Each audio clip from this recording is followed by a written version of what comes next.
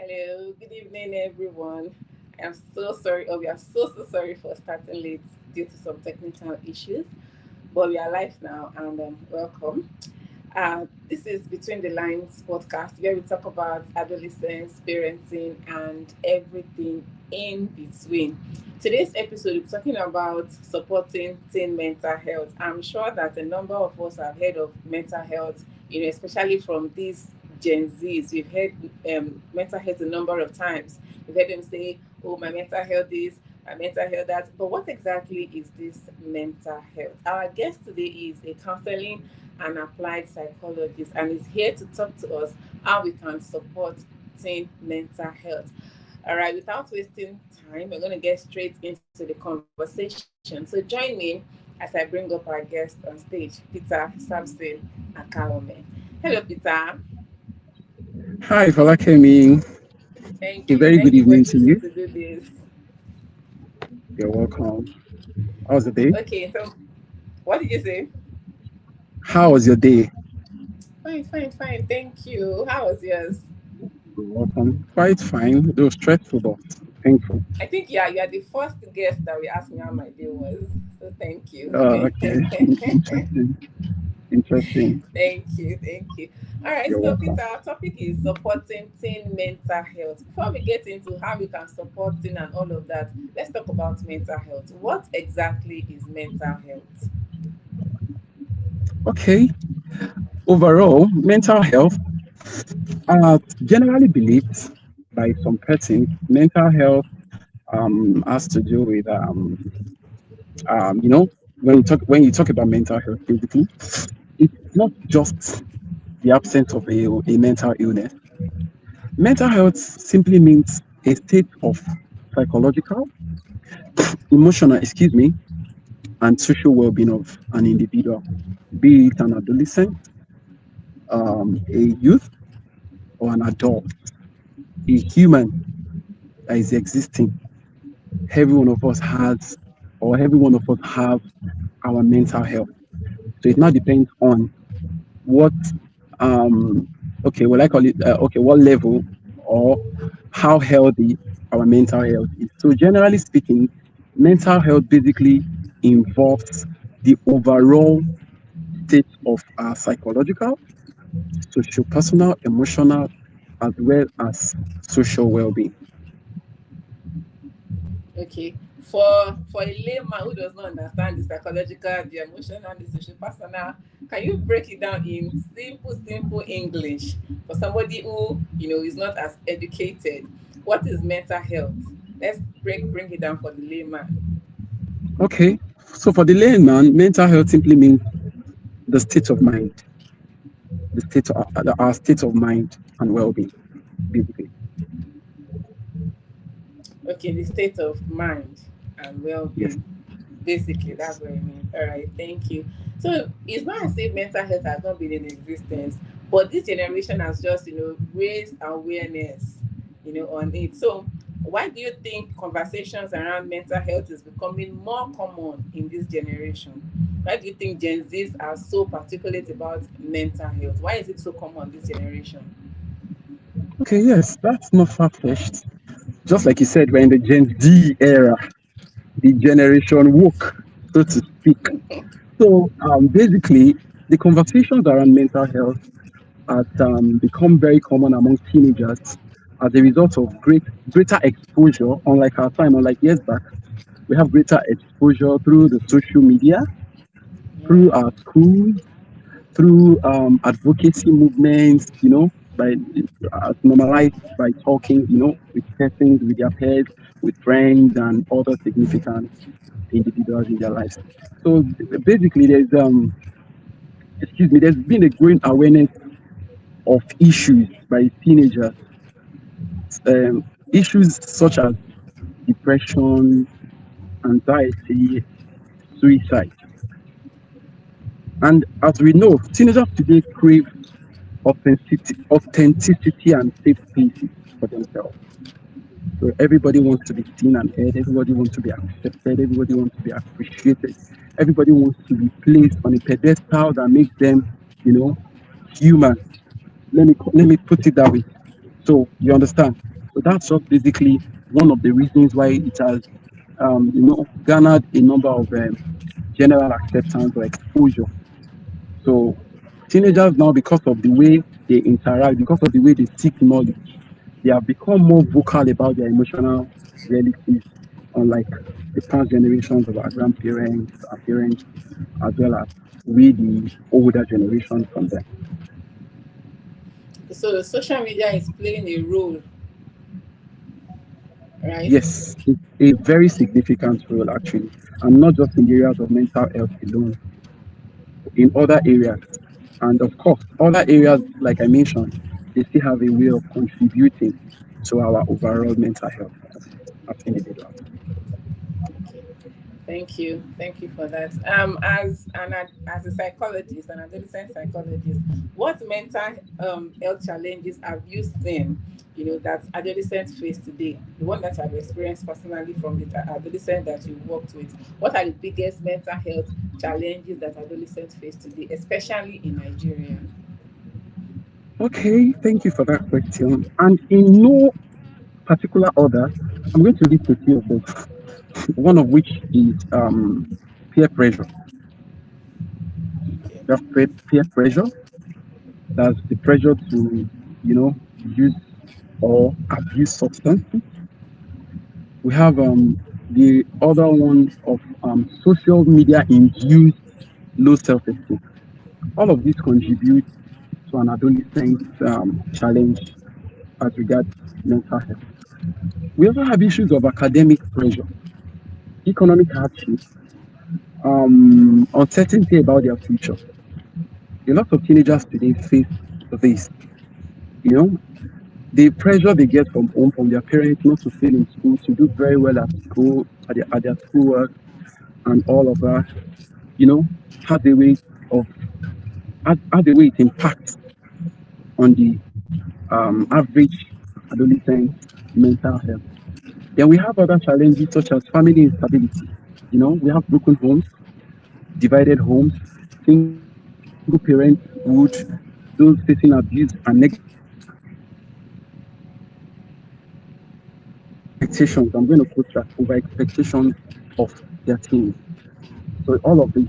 Then we also have stigma. By stigma around issues concerning mental health. This metamorphosis, or this moves further, takes a step forward to the lack of access to mental health services. You know, many schools today, like or like you may know, still lack adequate counseling psychologists. Okay, let me rephrase that.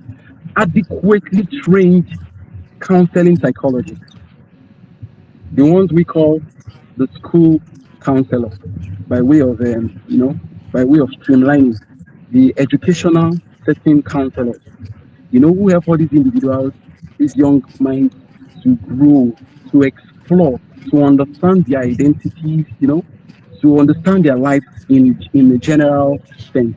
So majority of schools today, I mean majority, a vast majority of schools, especially within our sphere, you know, our time here in Nigeria, they lack or have no services in place of a professionally trained educational and school counseling psychologist.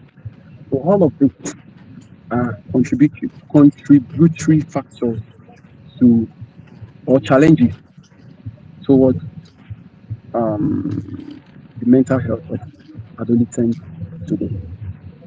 Okay, thank you. Now I agree with you that many schools do not actually have, counseling psychologists or school counselors as a way.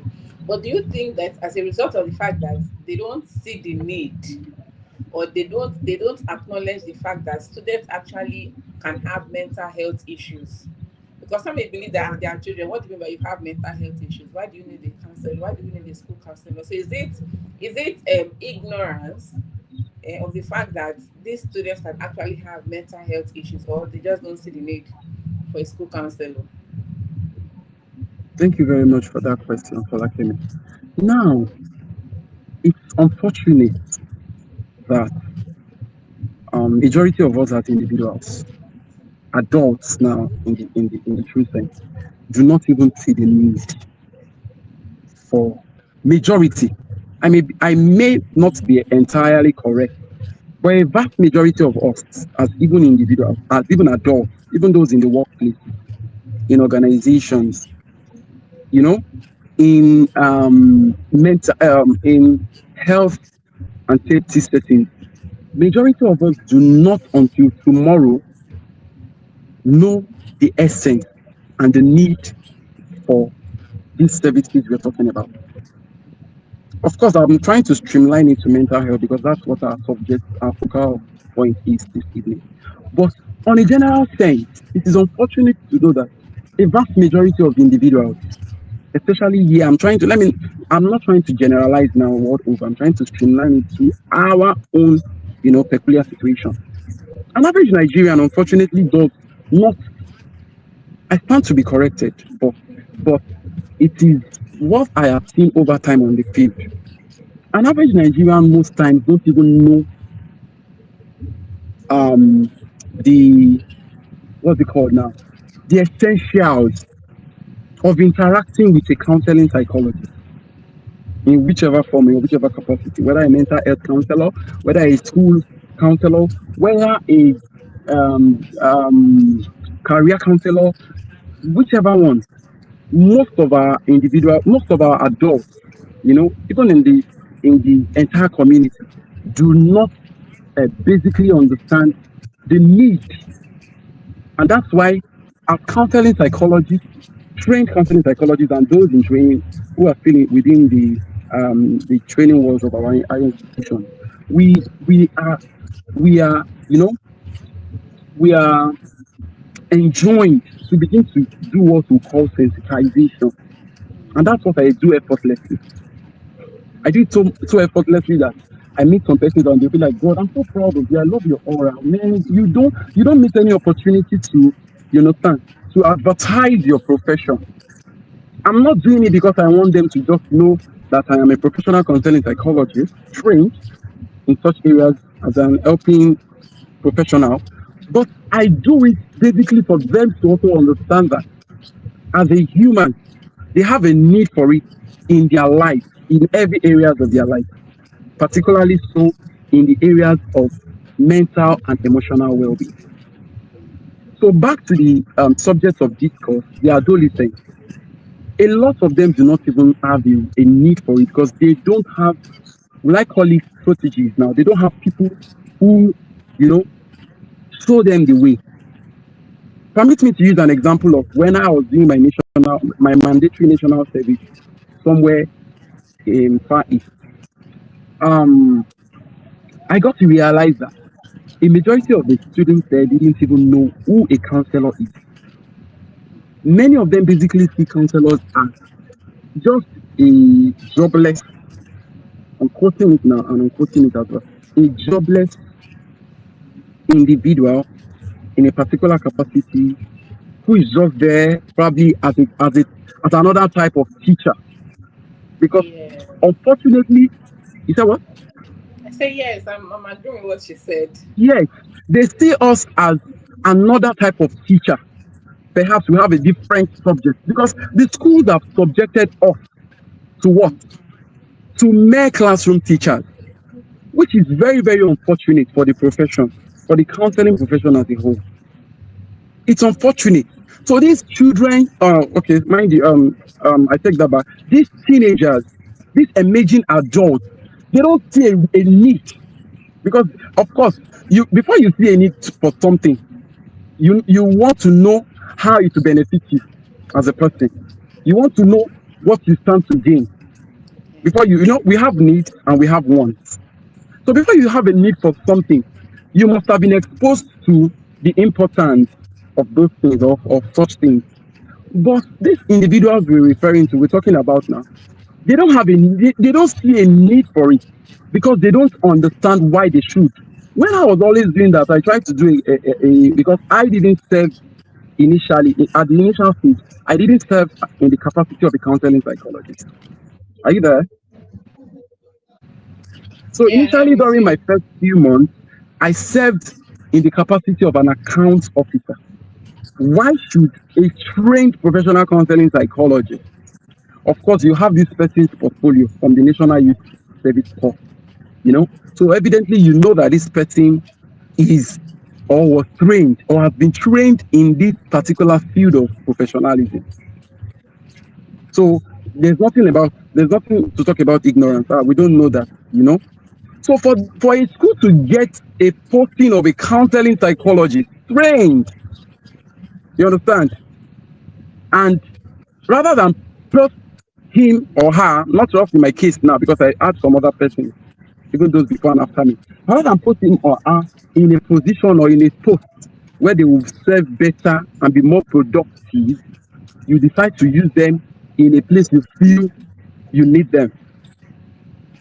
So reducing them to what? To whatever it is you at that moment think you should reduce them to. So what I was trying to say, while I was there, I was always trying to help them see the needs because I keep asking them, you have a counselor? They say, oh, counselor. Who is that?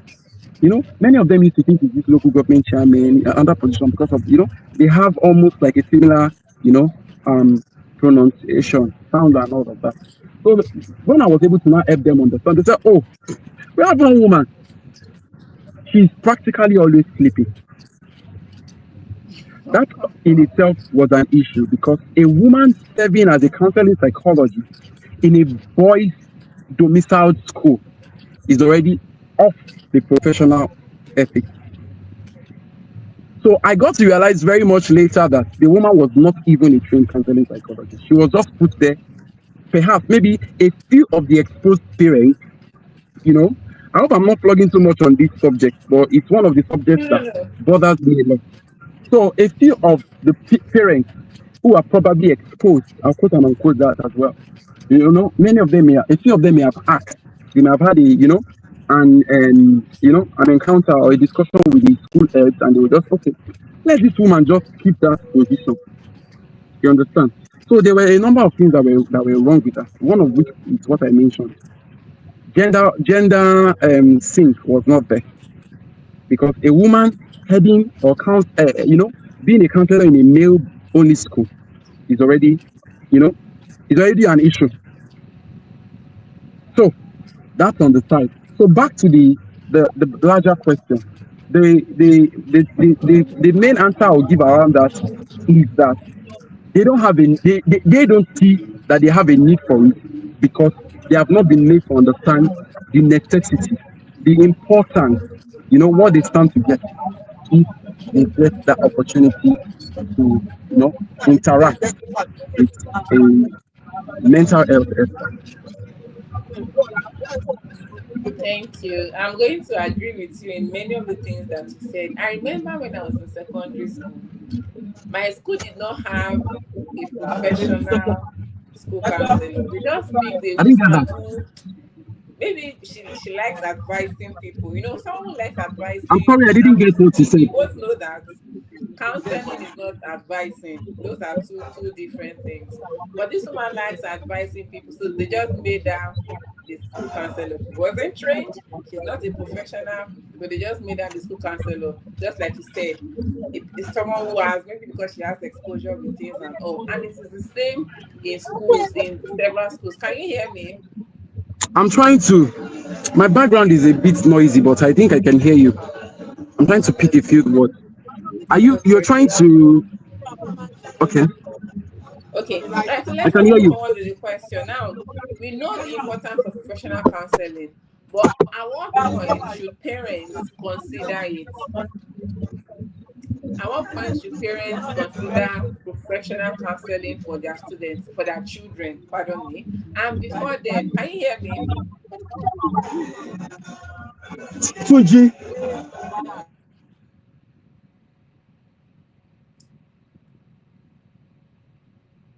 I can hear you. Sorry. Can you hear me now? Yes, I can hear you. Apologies about that, please. Okay, no problem, no problem. All right, so earlier when I was agreeing with what you said about schools just picking somebody and making the person is the school counselor, and I'll use my secondary school as an example. The woman that was made our Okay. school counselor, she wasn't trained. She's not a counseling psychologist. She's just one woman that maybe likes advising people, and they just made her school counselor, and that one is a problem in itself.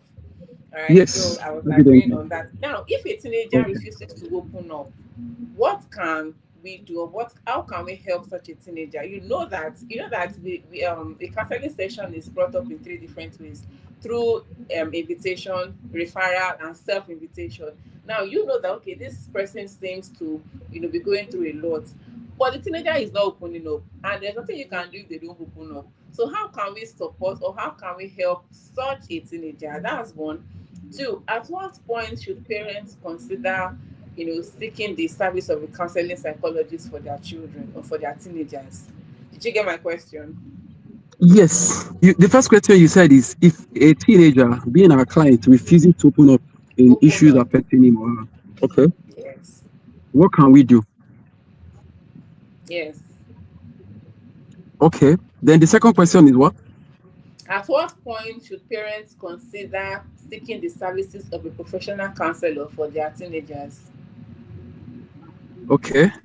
So first thing is at what should we do to a teenager if he or she refuses to open up? Well, that's a dicey situation, but I'm going to, I don't know, I don't know if I would say I'll be talking, I don't know. Okay, for the sake of the um for the sake of the session, I'll be you know as open as possible. So what we can do, what a counseling psychologist can do, there are a number of them, because the truth is teenagers really shut down because they don't want to talk. Are you getting me? Mm. Most times it's not because they don't want to talk that a teenager keeps to him or herself, but majority of the time they retain this information, or they decide not to talk because they don't feel emotionally safe around a particular individual. It could be the psychologist, it could be their parents, it could even be some of their friends. But ideally or expectedly, developmentally, teenagers most times don't keep to themselves because they do not want to talk. Because most times you even find out that if you end up having this person's trust, they become a chatterbox, like I would call them. So most times, why a teenager may refuse to speak out could be because they don't feel emotionally safe enough with this particular person. Because generally, an adult, a teenager already has this thought within he or herself that whatever he or she says already awaits judgment. I don't know if you get me. Yeah. So most of the times they hold on to themselves, not because they don't have things to say, but because many times they want to watch and see if this person is going to give them that safe space. So as a counseling psychologist who is in charge of such a teenager as a client, the first step for such a counselor is to be patient and show empathy. You want to be empathetic. You don't want to bring any form of pressure into that conversation. You know, you want to listen to understand, not just listen to also want to respond. So counseling psychologists should create, should ensure that there's a non-threatening space for conversation. You want to give them time, let them rant if they have to rant, let them talk, you know, let them complain, and so many other things. There are some other things you can as well do. You can indulge them in a shared activity, you know, you can indulge them in a shared activity. You can even invite them over for a meal. You are doing all of these things because you want to do what? Create safe space. You want to make them feel welcome. You want to make them feel accepted. You want to make them feel that you let them know that you are non-judgmental. And also you want to also respect their privacy. Counseling psychologists to ensure to respect an adolescent's privacy. Oh, what happened? Oh, you don't want to talk about it. Oh, that's fine. I'm good. I'm okay with that. It's fine. You know, let them give them time as it goes before one knows they're able to, they're able to open up, you know, and before you know it, they are able to begin to feel. So the second part of the question, it says, when should parents begin to seek the professional help of Service of a counseling psychologist professional counselor, for their yeah. teens? For their teens, okay, there are a number of situations that can warrant it. For example, when the teenager begins to experience mood swings, change in mood.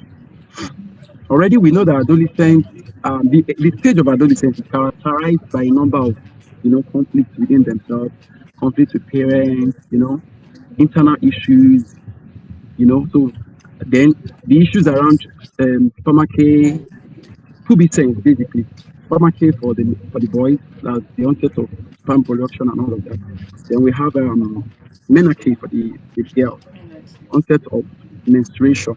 So all of this, because of the interactions of hormones, you know, it begins to, manifest in mood swings for majority of them. So when parents begin to notice some of these changes, they want to seek, the help of a professional. And there's also the issue of self-harm. Some teenagers may have issues around, you know, suicidal ideation, which may also result from these issues I mentioned, change or progression from adolescent to a full-blown adult. So all of these things characterizes the period of adolescence. So when parents begin to probably notice issues around suicidal ideation or suicidal thoughts, self-harm, for instance, for somebody who has been abusing substances, as a result of the risk-taking behaviors characterized by that stage too, coming from peer pressure, peer influence, and all of that. Then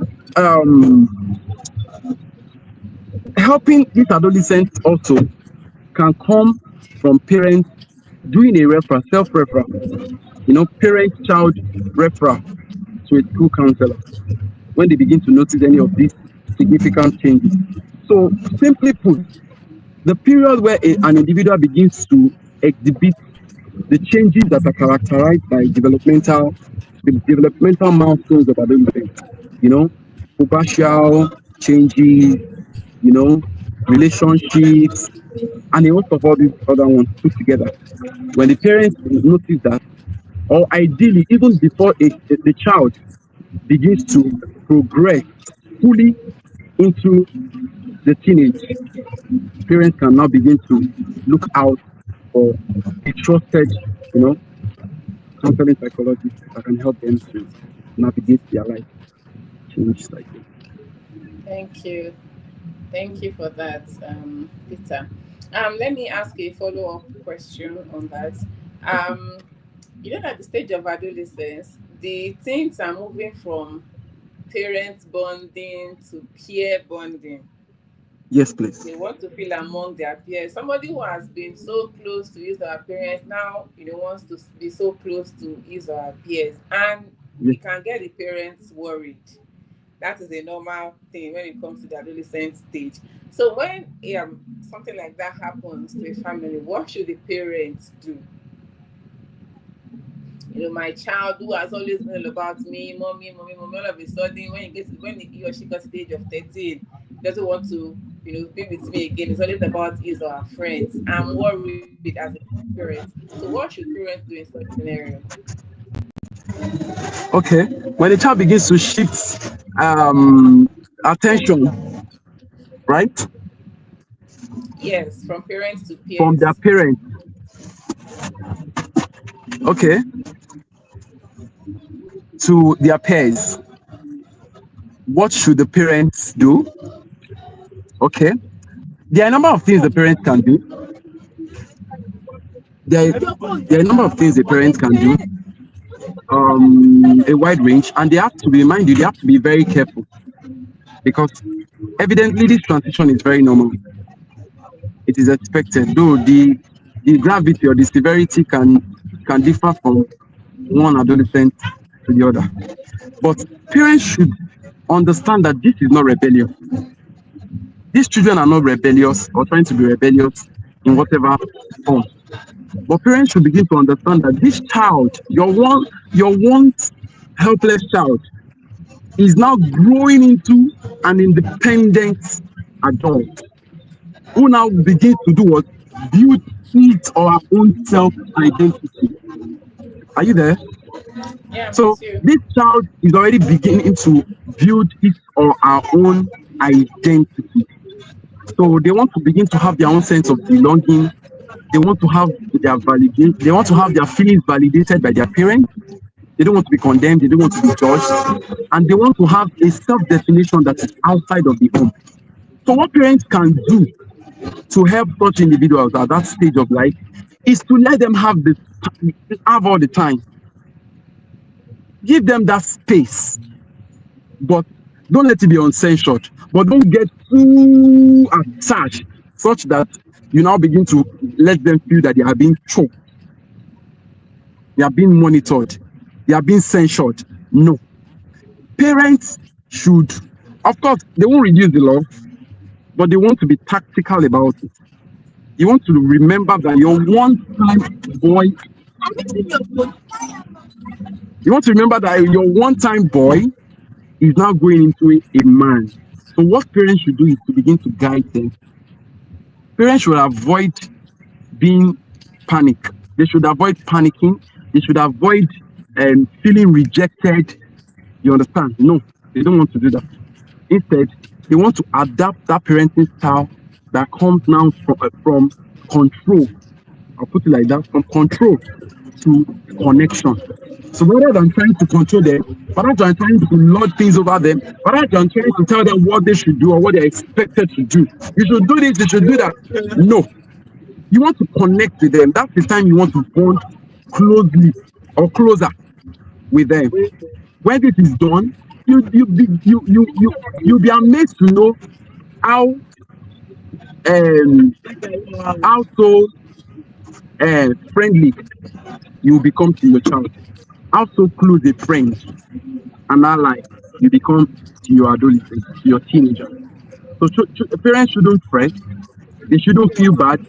It's not that time they want to begin to report their children to a religious leader. Hey, what is checking it? He's now doing this. Oh, my child is now that. My child is now this and all of that. No, that's not the time to do that. If you do that as a parent, you are endangering the life of your child. They will forever become a sworn enemy to you. Because at that moment, they are even in the stage of storm and stress. That's the word. They are, they are, they are in a. Let me be permitted to use the word, in a dilemmic situation, to be or not to be. So they are still trying to find their bearing. They are still trying to find their footing. They are still trying to find. We call it the stage of identity. Identity formation. You as a parent already have your identity, you already know who you are, you already know what you want in life and all of that. But they are still in the questioning stage. Who am I? What am I?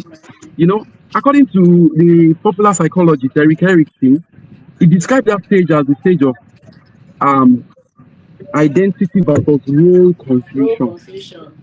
Yes. At that moment, that child is still trying to discover him or herself. The child is still metamorphosing into a full-blown adult. So such a child needs time as much as can be afforded him or her. You want to give them space. And that is why it is that time professional psychology, counseling psychology, as it is, um, you know, try to guide parents to become more closer to their children. But being closer does not mean that you want to choke them. Being closer does not mean that you want to be in their heads every time. You want to give them some space while you guide them in, you know, you want to wear a number of hats by them. You want to be their friend. You want to be their ally. You want to be their shoulder to lean on. You want to be their teacher. You know, You want to even be their mirror. They want to be confused and have you to run back to. But no, you know, daddy, daddy, mommy. Okay, especially for the boys now. Ah, daddy is not a man. My body is changing. Why am I like this? Why? What is it? What What was I like before? What am I now? Why do I have this? Because at that stage, trust me, they have a lot of whys and whys and hows and what. So if you are not careful as a parent, you misuse your love. You misuse your love for them, and it becomes like policing them. It becomes like controlling them. It becomes like choking them.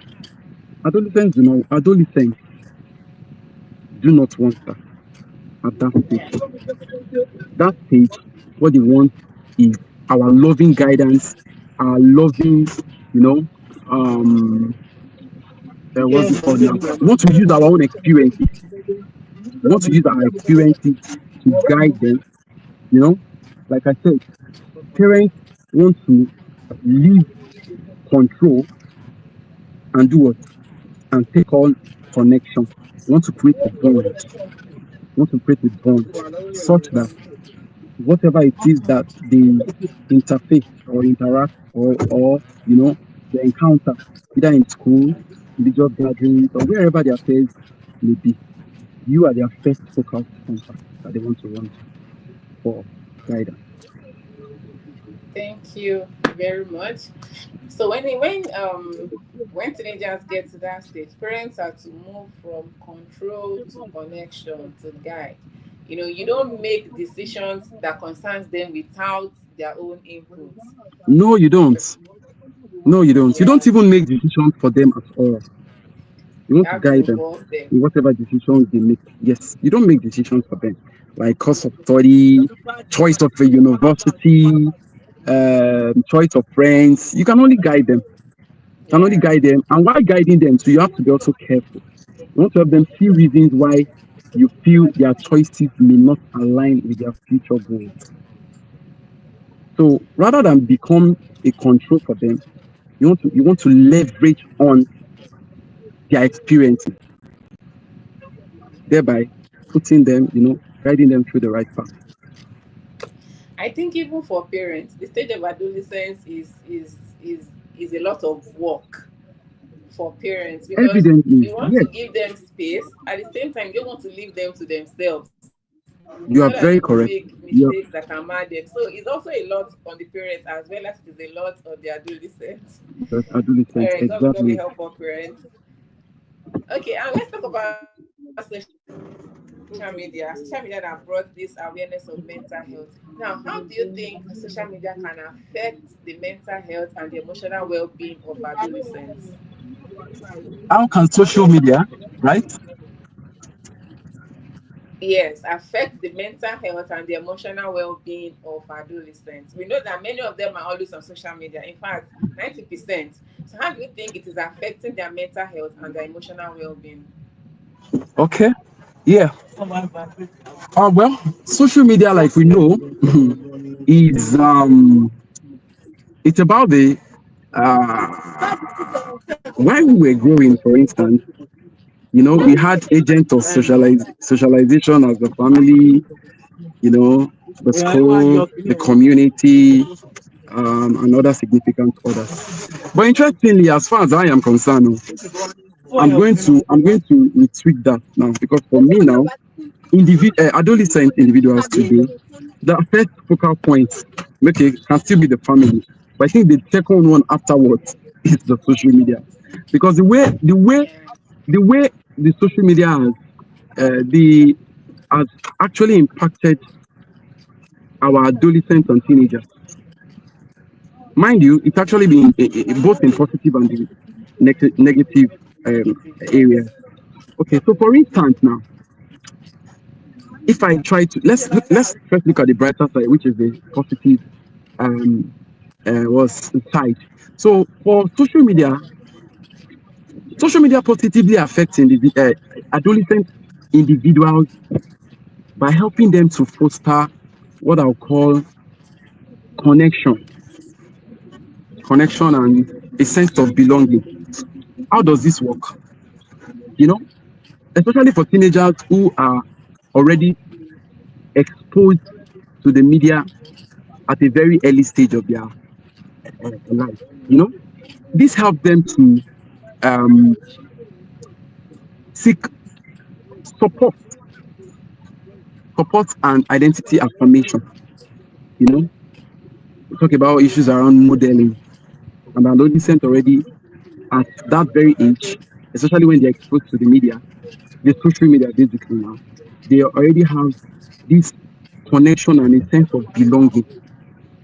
You know, so positively, the social media helps them to be able to have this and be able to positively affirm it, even while they transition. Then social media also it provides a platform for self-expression, you know, self-expression, creativity, and I would say advocacy. How does this work? Today, many adolescents use the social media to share ideas, you know, ideas that are already formed within them. They share ideas. They can use it to showcase their talent, Yeah. singing, writing. I was in an event yesterday, the Jobberman Career Fair. I met a lot of adolescents and teenagers. You know, I was able to interact with one of them who was so passionate about his newly found talent. He's a graphic designer. And I was just happy. And until I left there, we paired up and we were just going from one of the job stands to the other. And I loved the way he was enthusiastic about, you know, pitching his. And I was just like, and interestingly, a majority of the people who manned those tables, who manned those um, job corners, they were very interested in him. There was one that sparked interest. We're almost going to leave. The mate is called him, come, please come. Please, did you feel this form? I was feeling it. So why she remembered that he had not filled it. So she quickly called him, please, did you fill this form? I need a graphic designer. I was happy. Trust me, a number of them took his details yesterday because they were very much interested in the way and manner in which he showed himself. He actually told them he was still also in the learning process, but he was able to also, and interestingly too, he already had samples, prototypes of what he's done, for himself, like a demo website and all of that. He was showing different flyers and all of that. And I noticed that they were all looking at him with so much admiration, both guys and ladies, old and young, all of the stands we got to. So he mentioned something about one of the apps that helped him to learn Yappy, whatever I can't remember, but I remember that Yappy, YAPPI and all of that. So he was able to get this from what? From the social media, you know. So social media helps the adolescent individual to be able to what's it called now? Quickly find his or her talent, his or her strength, his or her who is your guy, so to speak. You're able to immediately find your, you know, I'm with you. your your native. Let me use that word. You're able to quickly connect with your pals, so to speak. So it also helps to um, connect to mental health communities, like we're talking about now. So as it is now for social media, an individual adolescent, like I've realized, which is making the growth of telecounseling to come up. While I was running through my practicum in counseling psychology during my master's program in the university, I interned with one of the centers within the campus, and I discovered that there was a time we had this subject among teenagers and adolescents, and the majority of them pointed to, you know, that reality of telecounseling, trying to find their tribe, so to speak, trying to get solutions to their issues from search engines, robot, what do we call them? the likes of AI tools, you know. So it is also positive in that it already makes a lot of them see that they can have the need for counseling sessions, you know. So that is also one of it. So another thing, or lastly, about the positive aspect is that it helps to strengthen self-confidence, you know. An adolescent can sit in the comfort of his house, although the negative aspect of that strengthening of self-confidence or sitting at the comfort of their homes behind their screen could bet.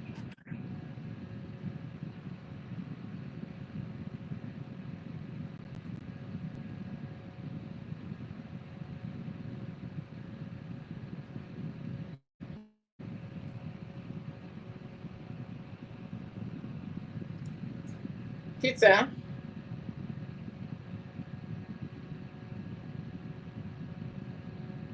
okay, I guess it's network.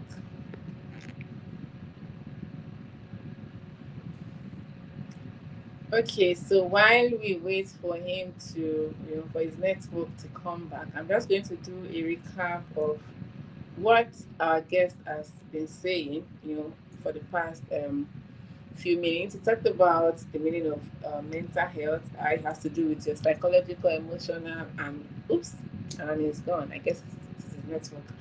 Okay, so it talked about how mental health has to do with your psychological, emotional, and social well-being. Basically, how you think, how you feel, and how you act.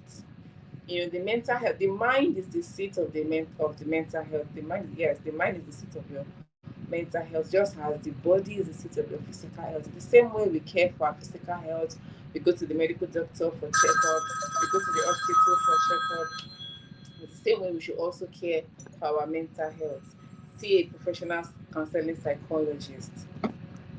See a professional counseling psychologist for checkup to check your mind, the state of your mind. Because if you're not thinking straight, if you're not feeling right, it's going to affect our outer behavior, which is the way we act. The psychological has to do with how we think, the emotional has to do with how we feel, and the social has to do with how we act. I don't know if our guest speaker is going to be coming back, but this is almost 6 o'clock. So we're just going to round up. So he talked about the mental health issues that adolescents face nowadays. We have depression, sorry, we have anxiety, peer pressure, social media induced self-esteem, academic pressure, you know, family stability, and all of that. Okay, is back. I think we had a network glitch. Apologies, please. Yes, I was just giving a review of the things that you have said, and it's almost 6 o'clock. So what you're going to do is you're going to move to the negative aspect of social media. My question was how social media affects the mental health and emotions Yes, of adolescents. So yes, yeah, please. over to you. Okay, okay. So for the negative aspect, we have issues around social comparison. We have issues around social comparison. Adolescents tend to compare themselves, you know, with other significant peers. You know, my friend now has a new phone because all of this helps them to connect seamlessly to themselves. So one of the negative aspects is the social comparison, which is it's one of the most damaging aspects of the negativities of what do we call it, the exposure to social media. Social You know, media. everybody comes there to portray the perfect life, quote and unquote it. You know, you don't know the trueness or the realness of the significant peer. You know, your peer, what's it called, your peers. They are unable to really tell what the difference is between realness and the fakeness that they call fake life. You know, so and this has a way of affecting them psychologically because it would distort their reality.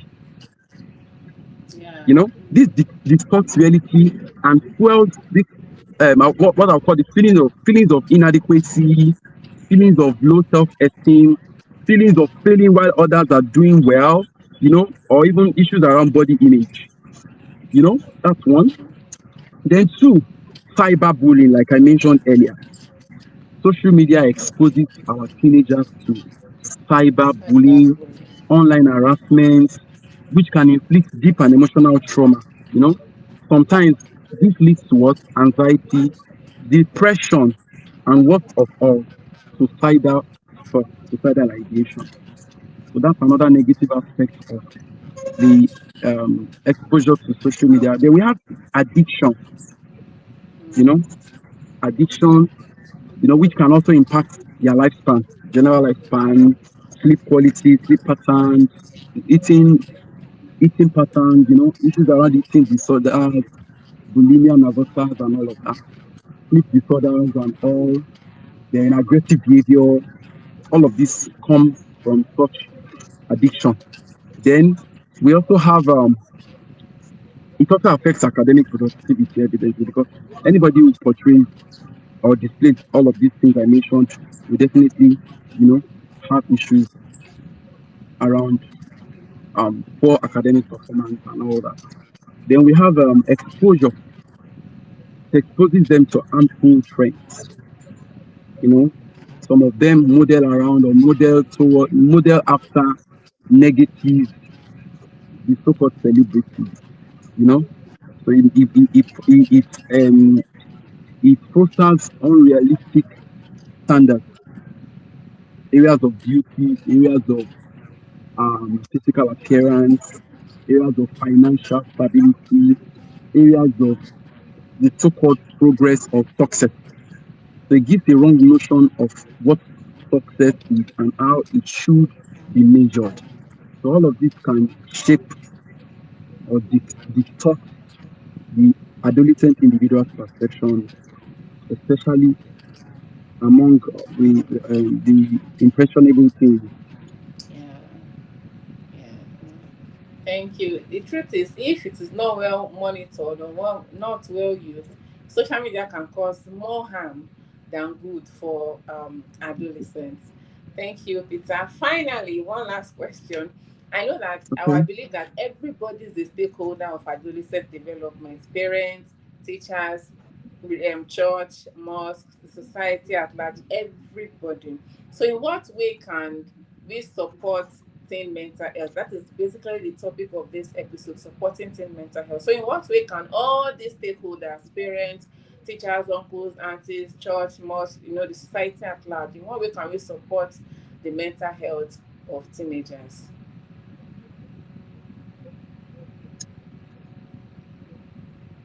Can you hear me? Sorry. Did you hear me? No, I didn't really hear you. Okay, I said that everybody is a stakeholder of adolescent development. Everybody, whether you're a parent or a teacher, you're an uncle, you're an auntie, you work in church, you work with them in church, or you work with them in mosque, or in the community at large, we are all stakeholders. So my question is, how can we support the mental health of teenagers? That is our topic for this episode: supporting teen mental health. So how can all the stakeholders support teen mental health? Okay.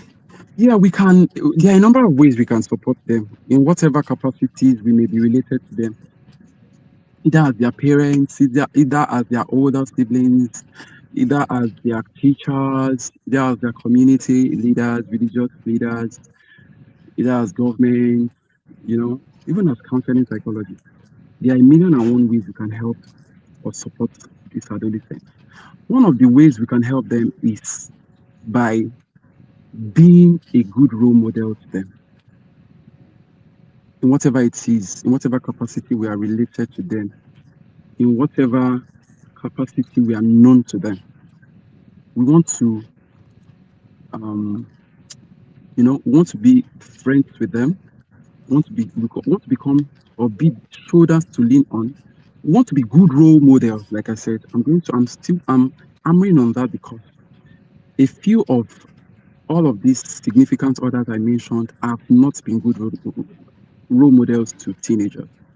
Because the truth is, they are, they are, they, they do, they are prone to what we call, just according to the social learning theory, adolescents and teenagers are social beings. and as such, they learn by what they see.